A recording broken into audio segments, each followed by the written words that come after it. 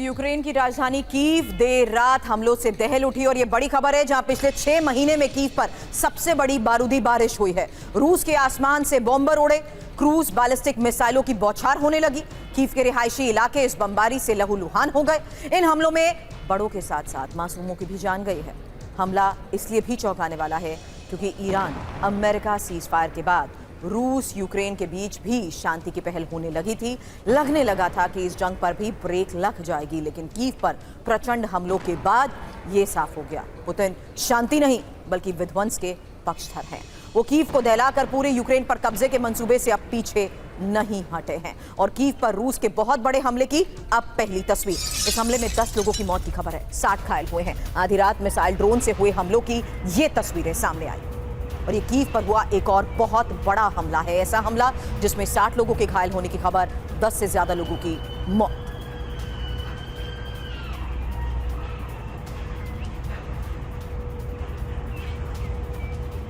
हकीकत यह है कि रूस ने कीव पर रात भर हमलों को अंजाम दिया है। कीव के होटल पर ड्रोन से हमले की एक तस्वीर आई है, जहां रूस ने रिहायशी इलाकों को भी निशाना बनाया है। होटल्स को निशाना बनाया गया। कीव के ज्यादातर इलाकों में इसी तरीके से हमले हुए और देर रात हुई इस स्ट्राइक के बाद कीव से आई वो तस्वीर जहां होटल पर ड्रोन से हमले का दावा किया जा रहा है। कई रिहायशी इलाकों को भी निशाना बनाया गया। इन रूसी हमलों में कीव में 2 लग्जरी होटल्स में आग की तस्वीरें आई। शेवचेंको बुलेवार्ड में प्रीमियम पैलेस पर यह वार हुआ और सिटी होटल में हमले की तस्वीरें सामने आई।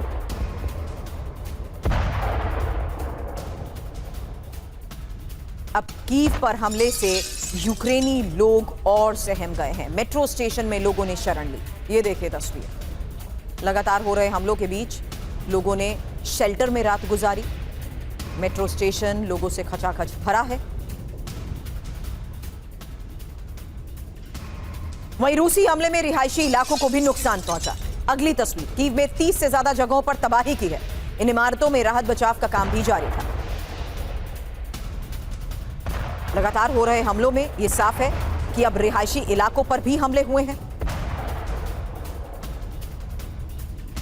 इमारतों में राहत और बचाव का काम किया जा रहा है। कीव की तस्वीरें आपने देखी। अब कीव के अलावा दूसरे इलाकों से आई तस्वीरें देखिए, क्योंकि सुमी और क्रिवरी पर भी रूसी हमलों की खबर है। ज़ेपोरिज़िया, निप्रो में भी विस्फोट। तो लगातार यूक्रेन पर रूसी स्ट्राइक्स की तस्वीरें अलग अलग इलाकों से सामने आई हैं। सुमी, क्रिवरी पर भी हमला हुआ है। ज्यादातर इमारतें इस स्ट्राइक में जमींदोज हो चुकी हैं। इसके अलावा ज़ेपोरिज़िया और निप्रो में भी विस्फोट हुए। ज्यादातर इलाकों में इसी तरह तबाही की तस्वीरें सामने आई, जहां सब कुछ मलबे में तब्दील हो चुका है। साफ है, रूसी हमले से यूक्रेन थर्रा उठा है। जहां आधी रात रूस का कीव पर हमला हुआ, रिहायशी इलाकों को टारगेट किया गया, 2 होटल्स पर भी बारूदी वर्षा हुई, वहीं कई इमारतें जमींदोज हो गई। क्रूज बैलिस्टिक मिसाइल से हमलों को अंजाम दिया गया। बड़ी बात यह है कि ज़ेलेंस्की ने भी रूस को हमले की धमकी दी और ज़ेलेंस्की की धमकी के बाद रूस का ये एक्शन। हालांकि इन हमलों में बैलिस्टिक और क्रूज मिसाइल का इस्तेमाल हुआ। KH-101 स्कैंडर M मिसाइल से वार, जबकि जिरकॉन और कैलिबर क्रूज मिसाइल से भी हमलों को अंजाम दिया गया। तो बड़ी खबर यह है कि अब रूस लगातार कीव और अलग अलग ठिकानों पर स्ट्राइक्स को अंजाम दे रहा है, जिसमें जिरकॉन और कैलिबर क्रूज मिसाइल से हमला हुआ है और साथ ही KH-101 स्कैंडर M मिसाइल से भी वार किया गया। यानी इन हमलों में बैलिस्टिक और क्रूज मिसाइल्स का इस्तेमाल किया गया है। बड़ी खबर यह है कि कीव में करीब 28 ठिकानों पर रूसी हमला हुआ है और रूसी एयरफोर्स ने बॉम्बर्स का इस्तेमाल भी किया है। 7 Tu-95MS, 3 Tu-160 बॉम्बर से मिसाइल्स बरसाई गई हैं। बताते हैं आपको एक एक डिटेल। बीती रात रूस ने कैसे कीव पर मिसाइलों से वार किया, उसकी तस्वीर आपने देखी। अब इन मिसाइलों में कैसे यूक्रेन ने मिसाइल्स को इंटरसेप्ट करने का भी दावा किया है। यही इंफॉर्मेशन आपके सामने है, क्योंकि 30 KH-101 क्रूज मिसाइल से हमले का दावा, जबकि 10 को यूक्रेन की तरफ से इंटरसेप्ट भी किया गया। इसके अलावा 24 स्कैंडर मिसाइल के जरिए हमले अंजाम हुए, जिसमें से 6 इंटरसेप्ट किए गई हैं। 12 ज़िरकॉन हाइपरसोनिक क्रूज मिसाइल, जिसमें से किसी को भी इंटरसेप्ट नहीं किया गया, और 6 कैलिबर क्रूज मिसाइल, जबकि सभी 6 मिसाइल्स को इंटरसेप्ट किए जाने का दावा भी किया जा रहा है। साथ ही 2 KH-59 क्रूज मिसाइल से भी टारगेटेड हुए, जबकि दोनों मिसाइल्स को इंटरसेप्ट करने का यूक्रेन दावा कर रहा है। बड़ी बात यह है कि रूस ने कुल 74 मिसाइलें दागी हैं और यूक्रेन ने 24 मिसाइलों को इंटरसेप्ट भी किया है। मेरे सहयोगी मनीष झा इस वक्त हमारे साथ स्टूडियो में है। मनीष, अब तक हम ये सवाल करते थे कि किस तरीके से यूक्रेन लगातार मॉस्को को टारगेट करता आ रहा है और रूस की जमीन पर हमलों से उसने युद्ध की सीमा बढ़ा दी है, लेकिन अब क्या उस प्रेशर का कोई नतीजा निकल कर आया पीस टॉक्स को देखते हुए? मुझे लगता है नहीं। इसीलिए अब रूस पूरी तरीके से एग्रीवेट होते हुए और कठोर होते हुए अब यूक्रेन को टारगेट कर रहा है, और ये उन्हीं हमलों का नतीजा। बिल्कुल सही कहा आपने। देखिए, दो बातें हैं। पहली बात तो ये कि रूस और यूक्रेन दोनों के पास आज की तारीख में मारक क्षमता ऐसी हासिल हो गई है कि यूक्रेन भी मॉस्को समेत रूस के तमाम महत्वपूर्ण ठिकानों पर हमले कर रहा है ड्रोन के जरिए, और रूस पर भी दबाव है कि इसके लिए जवाबी कार्रवाई की जाए। और उसी जवाबी कार्रवाई के तहत रूस ने कीव समेत कई शहरों पर मिसाइलों से और ड्रोन से भारी बमबारी की है, भयानक हमले किए हैं।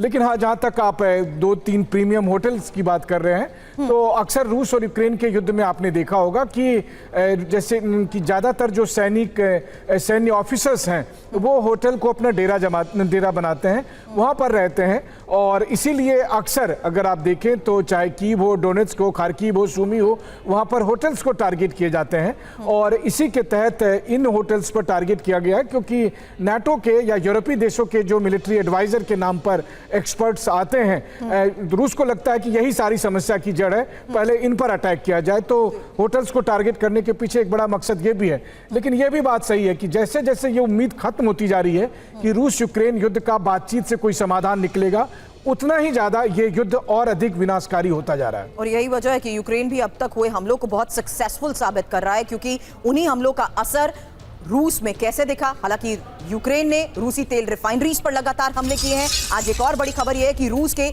निजनी नोव्गोरोड में भी हमला हुआ है और लुकाइल की तेल रिफाइनरी को निशाना बनाया गया है। इन हमलों के बाद रिफाइनरी में लगी भीषण आग की ये तस्वीर।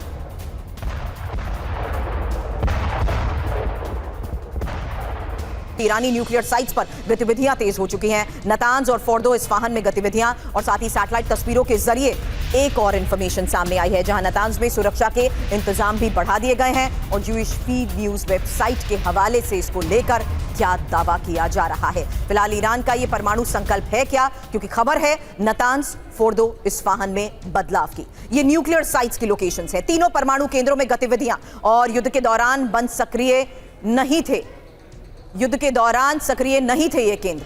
हालांकि नतांज में बदलाव को लेकर दावा यह किया जा रहा है कि सुरंगों में एंट्री पॉइंट पर बैरियर और सुरंगों के बाहर तेज रोशनी भी नजर आ रही है। फोर्डो में बदलाव को लेकर दावा किया जा रहा है कि सुरंग के बाहर बैरियर नजर आए हैं और सपोर्ट गाड़ियां तैनात की गई हैं। इस्फाहान में बदलाव को लेकर दावा किया जा रहा है कि यूरेनियम की सुरक्षा पर भी फोकस है और जरूरी उपकरण जुटाए गए हैं। हालांकि इस रिपोर्ट में किए जा रहे दावों से यह बात मनीष साफ हो जाती है कि किस तरीके से ईरान का परमाणु कार्यक्रम जारी है, और ये तस्वीरें फिर एक बहुत बड़ा मैसेज है अमेरिका के लिए। देखिए, पहली बात तो यह है कि आइए ये जिस पर ये जिम्मेदारी है कि दुनिया भर में जो न्यूक्लियर प्रोग्राम चल रहे हैं उसकी वो निष्पक्ष तौर पर निगरानी कर सके, उन पर ये लगातार आरोप लगते रहें, चाहे रूस और यूक्रेन के युद्ध में भी और यहाँ ईरान के मामले में भी, कि वो स्वतंत्र नहीं है, निष्पक्ष नहीं है, और बल्कि कई बार वो खुद भी अमेरिका और इजराइल के लिए ईरान में जाकर जासूसी करता है। उसके बावजूद भी अगर आप देखें तो आज की तारीख में जो तस्वीरें सामने आ रही है, ये बात तो सच है कि ईरान का न्यूक्लियर प्रोग्राम रुका नहीं है। हाँ, बस ये है कि ईरान ये कह रहा था कि हम शांतिपूर्ण कामों के लिए इसका इस्तेमाल कर रहे हैं, यानी ऊर्जा ज़रूरतों के लिए इसका इस्तेमाल करते हैं। लेकिन जंग के बाद स्थिति बदली है।